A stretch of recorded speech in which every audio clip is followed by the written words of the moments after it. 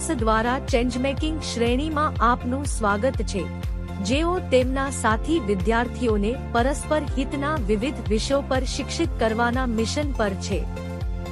આ મિશનના ભાગરૂપે ટિંકર ચેમ્પ્સ ટિંકરિંગ, સમસ્યાનું નિરાકરણ, નવીનતા, ઉદ્યોગસાહસિકતા, ચેન્જમેકિંગ અને અન્ય વિષયો પર ઘણા માઇક્રોલર્નિંગ મોડ્યુલ રજૂ કરી રહ્યા છે.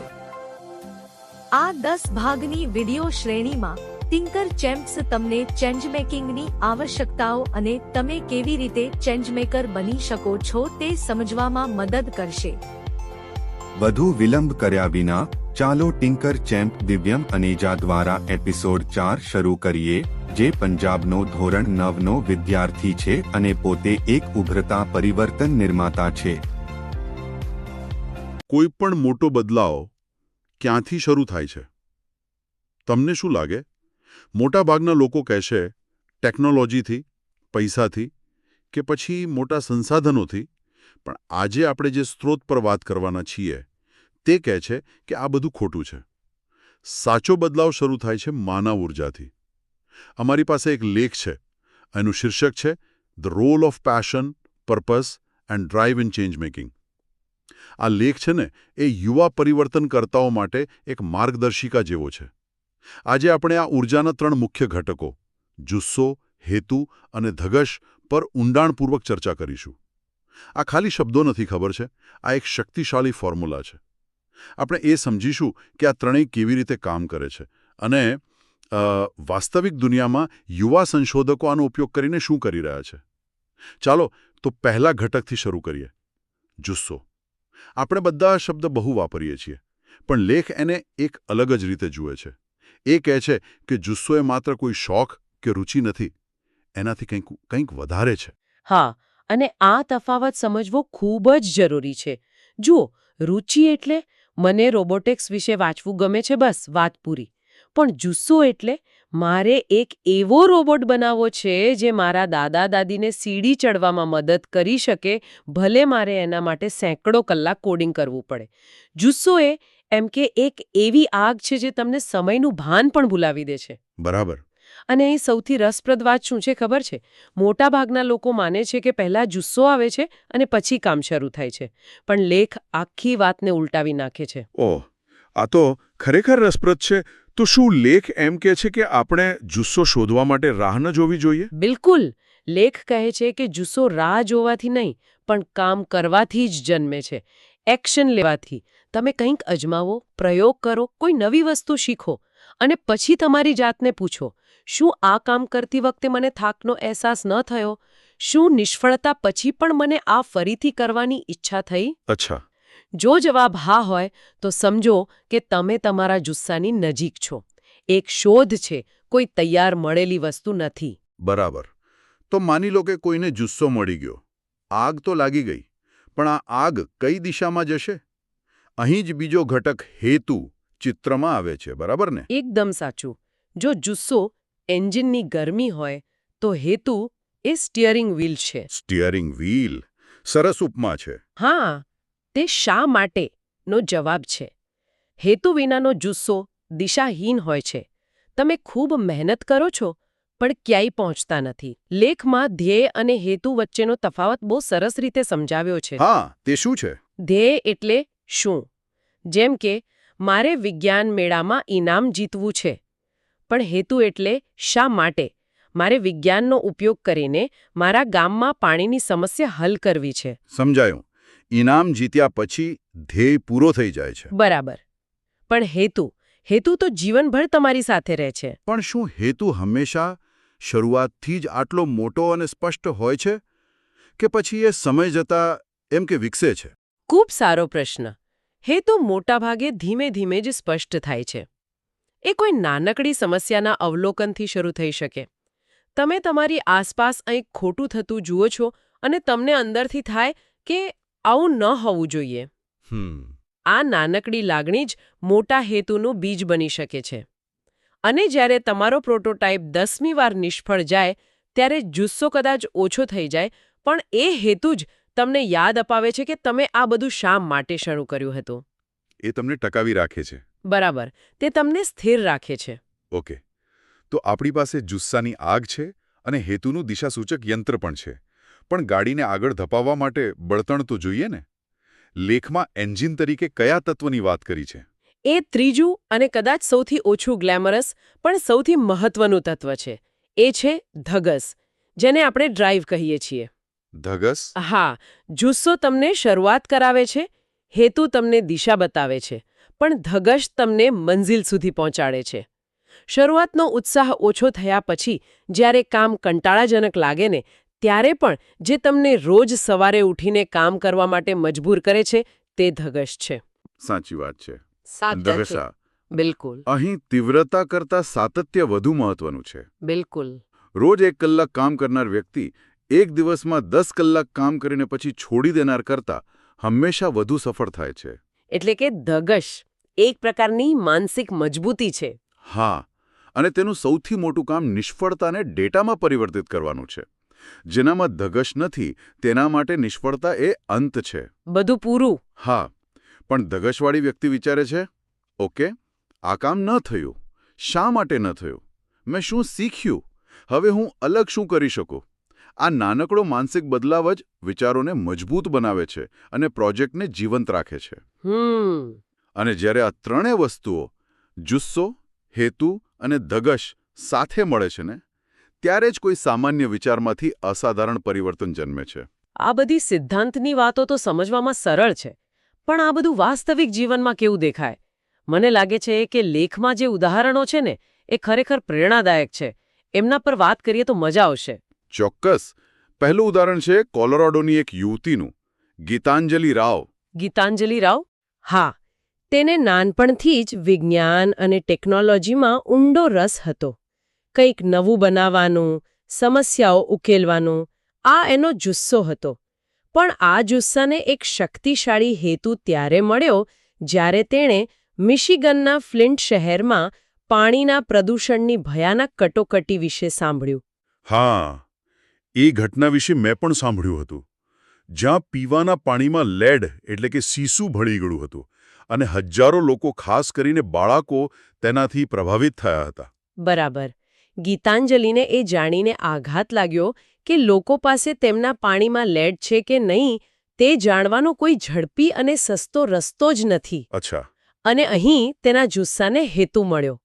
મારે પીવાના શુદ્ધ પાણીને સૌ માટે સુલભ બનાવવું છે.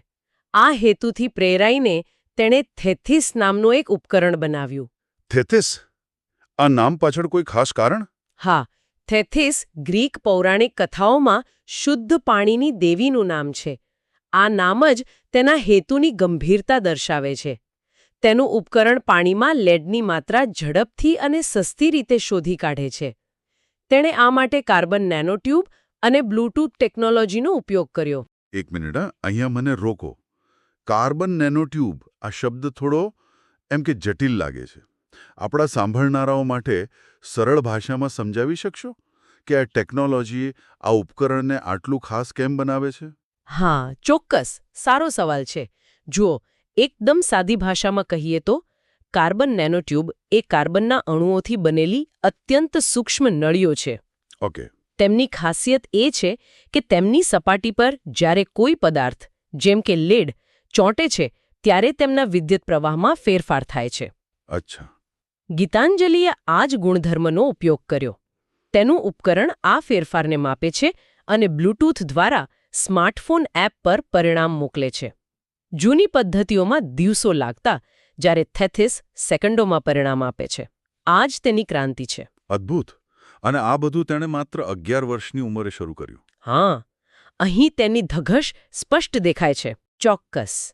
વિચાર આવવો એ એક વાત છે, પણ તેને વાસ્તવિકતામાં ફેરવવો એ બીજી. તેણે અસંખ્ય પ્રોટોટાઇપ બનાવ્યા જે નિષ્ફળ ગયા. તેણે માર્ગદર્શકો શોધ્યા, પ્રયોગશાળાઓમાં કલાકો વિતાવ્યા. જ્યારે કોઈ ટેસ્ટ નિષ્ફળ જતો ત્યારે તે હાર માનવાને બદલે એ શોધતી કે ભૂલ ક્યાં થઈ. આ પ્રક્રિયા જ સાચી ધગશ છે. અને બીજું ઉદાહરણ ભારતનું છે, જે એટલું જ પ્રભાવશાળી છે. હા, તમિલનાડુની વિનિશા ઉમાશંકર. તેણે એક ખૂબ જ સામાન્ય પણ ગંભીર સમસ્યા જોઈ. શું? તેણે જોયું કે તેની આસપાસના ઇસ્ત્રીવાળા કપડાં ઇસ્ત્રી કરવા માટે ગરમ કોલસાનો ઉપયોગ કરે છે. હા, એ તો આપણે રોજ જોઈએ છીએ. બરાબર, પણ આનાથી ઘણો ધુમાડો થતો, જે તેમના સ્વાસ્થ્ય માટે અને પર્યાવરણ માટે પણ હાનિકારક હતો. એક અંદાજ મુજબ એક ઇસ્ત્રીવાળો એક વર્ષમાં લગભગ 1 ટન કાર્બન ડાયોક્સાઇડ ઉત્પન્ન કરે છે. 1 ટન? આ તો બહુ મોટો આંકડો છે. તો તેણે આ સમસ્યાનું સમાધાન શું શોધ્યું? તેણે એક ખૂબ જ સુંદર અને વ્યવહારુ ઉપાય બનાવ્યો. એક સોલર આયનિંગ કાટ. સોલર આયનિંગ કાટ એટલે કે સૂર્ય ઉર્જાથી ચાલતી ઇસ્ત્રીની ગાડી? બિલકુલ, એક એવી ગાડી જેના પર મોટી સોલર પેનલ લગાવેલી છે. તે સૌર ઉર્જાથી ઇસ્ત્રીને ગરમ કરે છે. તેમાં બેટરી પણ છે, જેથી વાદળછાયા વાતાવરણમાં કે રાત્રે પણ કામ કરી શકાય. એટલું જ નહીં, તેમાં મોબાઈલ ચાર્જિંગ પોઈન્ટ અને નાનો પંખો જેવી સુવિધાઓ પણ છે. વાહ! એટલે કે આ માત્ર પર્યાવરણીય સમાધાન નથી, પણ એક આર્થિક સમાધાન પણ છે. ઇસ્ત્રીવાળા વધારાની આવક પણ મેળવી શકે છે. તમે મુદ્દાની વાત પકડી. વિનિશાનો જુસ્સો એટલે કે નવી વસ્તુઓ જાણવાની જિજ્ઞાસા તેના હેતુ સાથે જોડાયો. અને હેતુ શું હતો? પર્યાવરણીય અને સામાજિક સમસ્યાનું નિરાકરણ. અને તેની ધગશ. એની ધગશ તો જુઓ. તેણે શાળાના અભ્યાસની સાથે સાથે આ પ્રોજેક્ટને આગળ વધાર્યો. જાતે ડિઝાઇન બનાવી, પ્રોટોટાઇપ બનાવ્યા અને આંતરરાષ્ટ્રીય સ્તરે માન્યતા મેળવી. તે અર્થ શોર્ટ પ્રાઇઝમાં ફાઇનલિસ્ટ પણ બની. અર્થ શોર્ટ પ્રાઇઝ? એના વિશે થોડું વધુ જણાવશો. એનું શું મહત્વ છે? અર્થ શોર્ટ પ્રાઇઝને પર્યાવરણ ક્ષેત્રનો ઓસ્કાર પણ કહેવામાં આવે છે. ઓસ્કાર? હા, પ્રિન્સ વિલિયમ દ્વારા શરૂ કરાયેલ આ પુરસ્કાર વિશ્વની સૌથી મોટી પર્યાવરણીય સમસ્યાઓના સમાધાન શોધનારાઓને આપવામાં આવે છે. તેમાં ફાઇનલિસ્ટ બનવું એ જ બતાવે છે કે વિનિશાનો વિચાર કેટલો શક્તિશાળી અને વૈશ્વિક સ્તરે મહત્વપૂર્ણ હતો. તો આ બંને ઉદાહરણો પરથી લેખ શું તારણ કાઢે છે? આ બધું માત્ર કોઈ ઉપકરણ બનાવવા કે પુરસ્કાર જીતવા વિશે નથી, ખરું ને? બિલકુલ નથી. લેખનો સૌથી ઊંડો મુદ્દો એ છે કે આ પરિવર્તનની યાત્રા જેટલી બાહ્ય છે તેટલી જ આંતરિક પણ છે. જ્યારે વિદ્યાર્થીઓ આવા પ્રોજેક્ટ્સ પર કામ કરે છે, ત્યારે તેઓ અજાણતા જ પોતાની જાતને વધુ સારી રીતે ઓળખવાનું શરૂ કરે છે. કેવી રીતે? તેઓ શીખે છે કે તેઓ દબાણ હેઠળ કેવી પ્રતિક્રિયા આપે છે. તેઓ પોતાની શક્તિઓ, પોતાની નબળાઈઓ અને પોતાના સાચા મૂલ્યોને ઓળખે છે. એટલે કે નિષ્ફળતા માત્ર પ્રોજેક્ટનો ભાગ નથી, પણ આત્મજાગૃતિનો એક અરીસો બની જાય છે. એકદમ. જ્યારે કોઈ તમારો વિચાર નકારી કાઢે છે અથવા જ્યારે તમને ભંડોળ નથી મળતું, ત્યારે તમે શું કરો છો? શું તમે હાર માની લો છો કે પછી વધુ મજબૂત બનીને પાછા ફરો છો? ખરેખર આ અનુભવો ભાવનાત્મક સ્થિતિસ્થાપકતા બનાવે છે. આ પ્રક્રિયા તેમને શીખવે છે કે વાસ્તવિક દુનિયા કેવી રીતે કામ કરે છે, જે બરખંડમાં શીખી શકાતું નથી. સાચી વાત છે. આ કોઈ પાઠ્યપુસ્તકમાં નથી હોતું. બરાબર. તે માત્ર એક પ્રોજેક્ટ નથી રહેતો, પણ જીવનનો એક પાઠ બની જાય છે. લેખમાં એવું પણ કહેવાયું છે કે આ પ્રક્રિયા નાના પાયે પણ એટલી જ શક્તિશાળી હોઈ શકે છે. હા, અને આ વાત ખૂબ મહત્વની છે. દરેક જણ ગીતાંજલિ કે વિનિશા જેવું કંઈક મોટું ન બનાવી શકે, એ જરૂરી પણ નથી. પણ જે વિદ્યાર્થી પોતાની શાળામાં કચરાના વર્ગીકરણનું આયોજન કરે છે, તે પણ આ જ પ્રક્રિયામાંથી પસાર થાય છે. તેને કદાચ ટકાઉપણામાં જીવનભરનો જુસ્સો મળી જાય.